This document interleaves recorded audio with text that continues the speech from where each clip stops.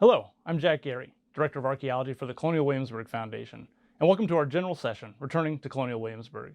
Today you're going to hear 4 papers about the recent excavations at Custis Square. We're going to follow that up with a 5th paper about our recent research efforts to understand, recognize, and identify the African American labor force that helped to excavate a lot of the sites in the early years of the restoration. So let me start the session with my paper, Imitation and Ostentation, Paint Analysis of Garden Urns from Custis Square. Occasionally, artifacts can take on an iconic status for the sites from which they were recovered. At Colonial Williamsburg, this is true of numerous of our sites.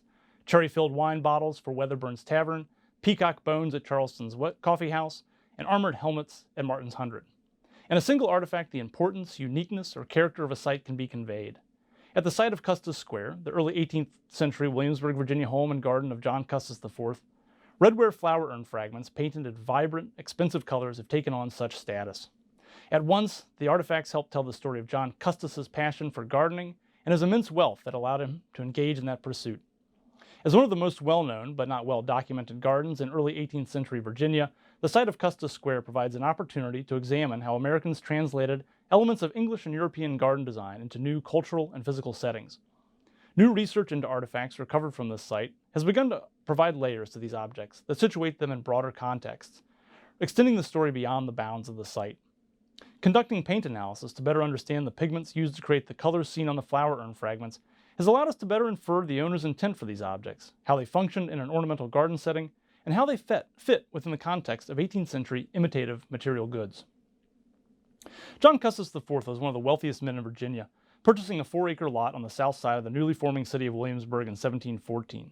Upon moving into a story-and-a-half house in 1717, he quickly turned his attention to creating a garden, stating, "Lately I have gotten into the vein of gardening." Horticultural pursuits would become his passion, resulting in a garden that he bragged was inferior to few, if any, in Virginia in the 1730s. Documentary evidence for topiaries, boxwood edging, gravel walks, and even lead statuary featuring Apollo, Bacchus, and Venus speak to a highly ornamental aspect to this garden. Like his contemporaries in the circle of Virginia's elite men, Custis was not formally trained in landscape design. Despite owning a library of over 400 books by the time of his death, only 6 volumes covered plants or gardening, and of those, only 1 discussed landscape design. Custis's exposure to ornamental gardens likely came from his 7 years spent in London as a young man learning the tobacco trade from merchants. While he wrote little about his time in England, he would likely have run with a circle of colleagues for which visiting and discussing gardens was instrumental to one's social standing. His time in England, from 1692 to 1699, coincided with the beginning of the design movement that would eventually culminate in the picturesque, as new landscape conventions such as ha-has, declivities, and borrowed views began to be utilized to great effect. Later in life, Custis struck up a friendship with Peter Collinson, an English horticulturalist, who provided Custis with an outlet to discuss gardening and swap plants between America and England. Something Custis would have encountered in any gardens he may have toured while in England, or perhaps read about later, were attempts at creating all manner of illusions to entertain or educate garden viewers. These illusions or allegorical scenes were created through the use of forced perspectives, carefully constructed view sheds, sham ruins, statuary, and even plant arbors or trellises designed to look like buildings. Integral to this was the use of imitative materials that represented exotic or expensive materials. Lead, which could be poured into molds, became a stand-in for stone in the construction of statues and other large sculptural objects. Able to be mass-produced, and much less expensive than carved stone, lead garden ornaments soon became pervasive. Variations of artificial stone also became popular for creating garden ornaments, culminating in the late 18th century with the invention of codestone, a durable ceramic-based material that was used for all manner of architectural applications. Perhaps more than any other place in the garden, grottos in particular were showcases for the imitative arts. These subterranean garden features were designed to look like caves, mines, or underwater layers decorated with shells, animal skeletons, and fragments of glass that would sparkle to imitate minerals or jewels. Early 18th century treatises described how to create the ornaments that decorated these elaborate features. The rock itself was a concoction of wax, resin, and sulfur applied to the surfaces of more traditional building materials. Recipes and instructions for creating counterfeit coral describe using rosin colored with vermilion, white lead, or lampblack coated on wood to imitate the red, white, and black colors of the real thing. In the article, Imitation and the Decorative Arts in the 18th Century, Reed Benamo points out that the real coral would have been easily acquired by a seafaring nation such as England. However, it may have lacked the vibrancy and color for display in the darkened confines of a grotto. A high level of artificiality was needed to evoke the effect of being underwater. The artifacts examined as part of this study are fragments of at least one, and possibly multiple, vibrantly painted redware flower urns. Unlike utilitarian flower pots, flower urns were used in ornamental landscapes and occasionally in interior spaces. Ornamental urns made of stone, lead, or ceramic were pervasive and instrumental in late 17th and early 18th century European and English garden design. The urns themselves, particularly very large ones, could be used as sculpture, providing focal points for distant views or serving as centerpieces within parterres. Smaller ones, like that found at Custis Square, could be used in sequence to line walks or placed along the top of a wall. They could also hold plants. However, unlike flower pots, urns were meant to display the plants as opposed to raising them. The fragments were recovered from excavations at Custis Square in 1964 and are primarily the base of what appears to be a globular style of urn that is reminiscent of those seen in Robert Ferber's 12 Months of Flowers prints that were popular in the 18th century. Custis ordered 6 flower urns from one of his English merchants in 1736 with the specific intent of placing them in his fireplaces during the summer months and filling them with cut flowers. These would take the place of more traditional fireplace screens that blocked fireplaces when not in use. While not a commonly documented practice in 18th century America, the use of flower urns in houseplants and interiors was not uncommon in English manor houses. In Custis's order, he specifies that the urns be painted green. However, a big X was marked over this section, and it is unclear if he changed his mind or if the order was never filled.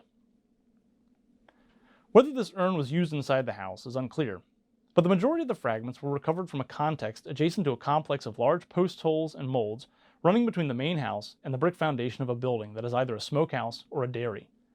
The interpretation of this complex of posts is still under investigation, and current excavations continue to trace out even more of these large structural elements, revealing that they may have created an enclosure of some sort.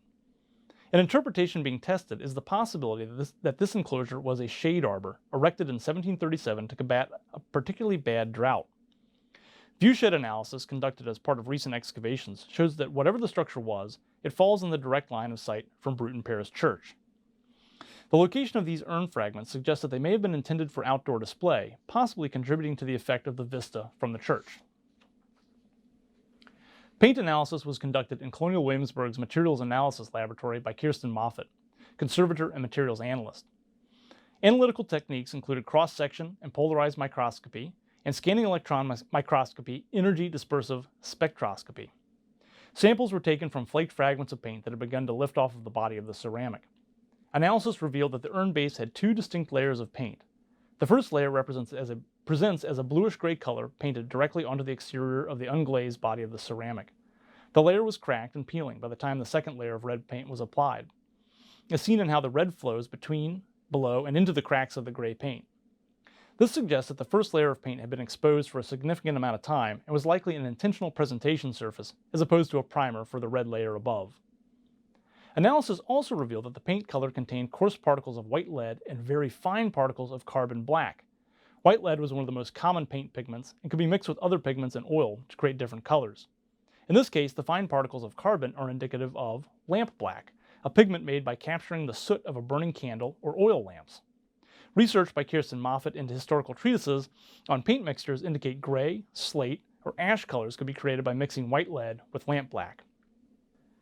The second layer of red paint on the urn is a single layer placed directly on the bluish-gray layer. Analysis revealed the presence of red lead particles along with coarse particles of another deep red pigment. The presence of mercury and sulfur detected in EDS spectroscopy indicated that the deep red is the pigment vermilion. Vermilion is the synthetic version of the naturally occurring mineral cinnabar, which is found widely around the world, however not abundantly. Vermilion is created by combining mercury and sulfur in a sublimation process that creates a cake of pigment that can be broken up and ground into powder. By the early 17th century, Amsterdam had become the center of European vermilion manufacture, producing almost 32,000 pounds of the pigment at its peak in the mid-18th century. The pigment was used to create a vibrant crimson-red color. The red lead particles indicate that the vermilion was mixed in with this more common pigment. Red lead, which was widely available in 18th century Virginia, also created a red color that can sometimes trend more to orange. This color has been found in urn fragments recovered from other excavations around town, and paint analysis has revealed that the pigment is red lead with no additional pigments.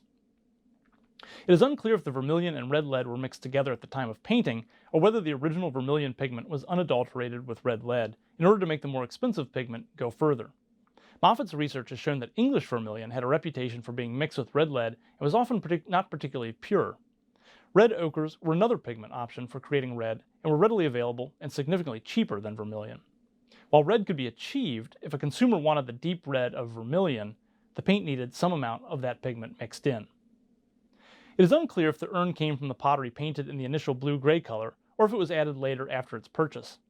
The lack of a layer of dirt between the redware surface and the paint may indicate that little time elapsed from when the urn was made and when it was painted, suggesting it may have come this way from the pottery. The second layer, however, does appear to have been painted well after the urn had been in use for enough time for the initial layer of paint to begin to flake off. The inclusion of vermilion in the second layer indicates an intentional desire to create a specific color, something more than just a general red hue, which could be achieved cheaply with straight red lead or inexpensive red ochres. Similarly, the inclusion of lamp black in the first layer also indicates the desire to create a specific color. In an inventory of Custis's estate taken in 1758, a small parcel of red lead was stored in the granary, while several small barrels of lamp black were stored in the loft of the carriage house. While these pigments could have been used for any number of other painting applications, the presence on the property and on the urn is of interest. So, why the choice of these colors? The possibilities abound, but the colors on the urn could be interpreted as imitating more expensive materials.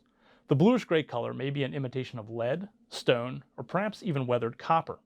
All these materials were used to create ornamental urns and statuary in English gardens. A simple coat of paint transforms a relatively inexpensive redware urn into a material that would be recognized as more affluent and befitting of English ornamental garden design. The reasons behind covering this color with the vermilion pigment and paint is unclear, perhaps a change in taste or fashion, but the use of vermilion may have been in imitation of cinnabar-colored, carved lacquered urns and boxes popular in Chinese art. These works were created by building up and then carving through layers of resin colored with powdered cinnabar, the mineral of which vermilion is the synthetic version. The introduction of Chinese lacquered objects to Europe and England in the 16th and 17th centuries immediately enchanted consumers, leading to numerous attempts to replicate the process. Because the tree from which the sap to make the resin was indigenous only to China, numerous substitute red varnishes, shellacs, resins, and likely paints were developed in order to imitate and cash in on the craze for Chinese lacquered objects. The influence of Far Eastern aesthetics was pervasive, not just in the world of consumer goods, but also within landscape design. The naturalism that began to pervade and change English and Dutch garden design in the late 17th century was inspired by design concepts from the Far East. Along with inspiring planting elements that moved away from the symmetry of Renaissance classicism, architectural features such as Chinese pagodas, temples, and bridges became commonplace in ornamental landscapes. As these aesthetics became common in material goods and landscapes, consumers could recognize the influences and likely be able to read the difference between something colored red and something colored with vermilion, which would have a more exotic connotation attached to its use in Chinese design. The placement of this urn in the landscape of Custis Square would signal to others that John Custis was not just fashionable, but wealthy enough to use an expensive pigment to create the illusion of an exotic material. The fact that the object is not actually a cinnabar lacquered urn would not have elicited a negative reaction for being faked. Unlike our modern concept of imitation in material goods, which is that if it isn't real, it's inferior, imitation was an art form in the 18th century, and those who excelled at it were considered artisans in their own right. Gardens, which provided novelty and escapism, were perfect places for imitative materials as garden viewers were already being asked to suspend their sense of reality. The scene mattered more than the authenticity of the objects within it. The color used on a simple flower urn in a Virginia garden alluded to exotic lands and wealth, and despite its imitative nature, may have been admired for its ability to convey those ideas. Thank you, and I look forward to seeing you on January 9th to discuss this and the other papers in our session.